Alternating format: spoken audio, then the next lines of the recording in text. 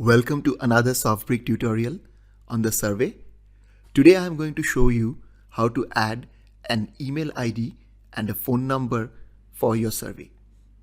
So let's go inside Brik again. We have already created the sample survey, so I'm going to continue with it. Remember that this survey hasn't been published yet, which means we can keep on editing it. Once the survey is published, it's locked, it cannot be further edited. Here I will now go to the builder, and if you remember, we have already added a voice message. Now let me add another element.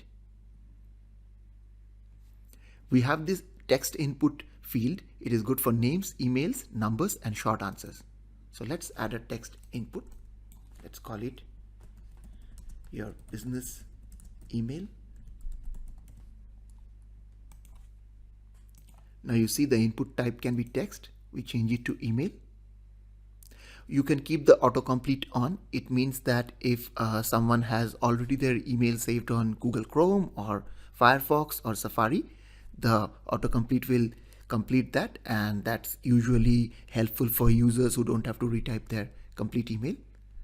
And in the placeholder, you can write something like your business email.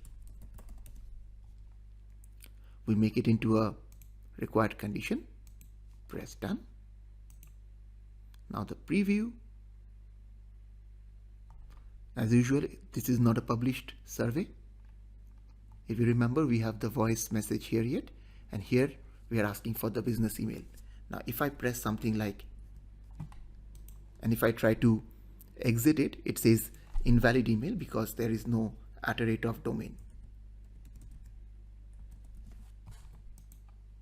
Perfect, right? Now let's try to add a phone number. Phone numbers are really hard to add in most surveys because they have the country code. For this, specifically, we have created a phone number field. Again, we write your business phone, telephone, autocomplete, your phone number.